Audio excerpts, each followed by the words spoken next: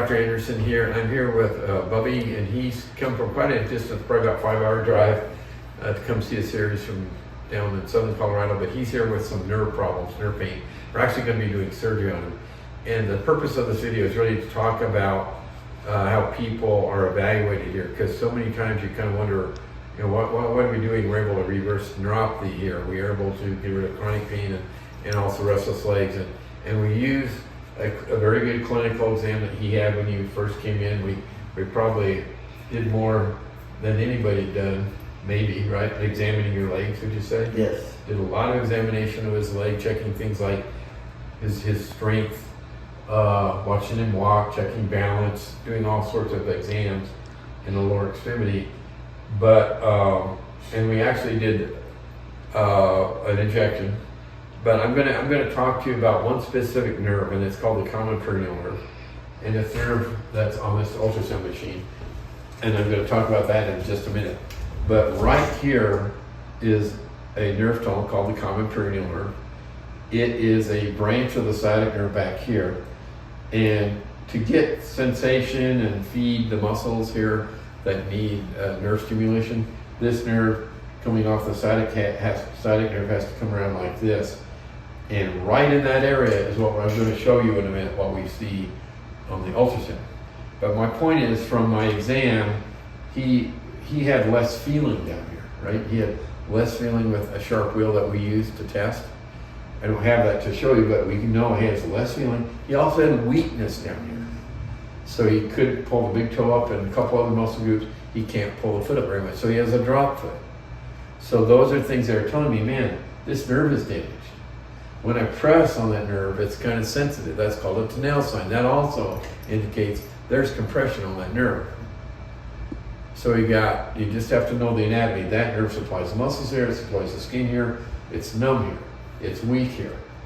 Then we press on the nerve, it's sensitive. That tells me the nerve is sensitized, because the nerve tunnel here, it's like the ulnar nerve in the elbow, it's being squeezed, the nerve's being squeezed, it's being damaged. Then, the other day, 2 weeks ago, we injected him there. We did it's called a Phoenix sign, and it's a new technique. We put just a little bit of local anesthetic right beneath the skin, but above the nerve, and then maybe just tell me real quick what happened to your symptoms. I had probably 80 to 90% symptoms changed. My leg felt stronger. Right.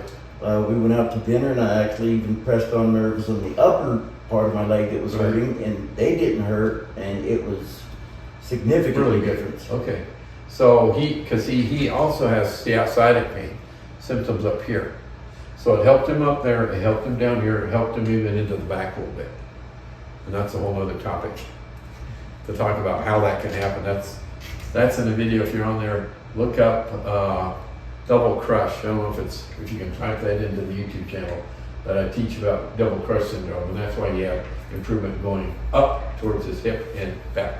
But so finally, we've talked about the various things that tell him and his wife here that this is an issue. But finally, today we do an ultrasound, and this is showing the nerve. This is the nerve right here. You can zoom in on that. So this is the nerve traveling down towards his foot. This ultrasound was taken right where I keep pointing, on the outside of the knee, right below the knee. This is his skin. There's a little bit of fat layer. That's a muscle compartment. And this is the common peroneal nerve, and it's finding its way beneath that muscle compartment, and then it's going to go on down into the foot. But if you look at these measurements, folks, if you measure here, and that's right at the entry where the nerve is diving beneath this tunnel, there's a fibrous band that really constricts and presses on the nerve. You can physically see the nerve is being compressed, it's being crushed. If we go beyond that point, the nerve's got more breathing room. It's thicker. It's 3.78 millimeters here. It's around 2 millimeters here. So this is a really good picture. I got really excited because it doesn't always show this well of the difference of the nerve because it's being compressed in that one little spot. So, and that's something when we see as surgeons when we're in there, we can actually see it's like a little dimple in the nerve. And there's other videos on YouTube you can watch where I'm actually in the OR and I'm trying to point that out to you. But this is showing us on an ultrasound machine. So I hope that gives you some insight. A lot of information I just kind of threw out there, but hang in there and listen to more videos and learn all you can, because this is another option other than drugs, other than, you know, treating the back and taking drugs. That's what mainstream medicine does. It does not tend to look at these peripheral nerves, and that's what we like to do here.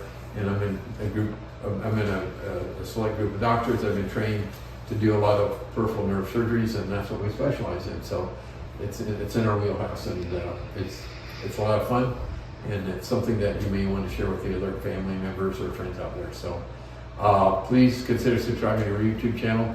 And I hope you learned a little bit talking about this today. Remember, that's called the common peroneal nerve. Thank you for watching.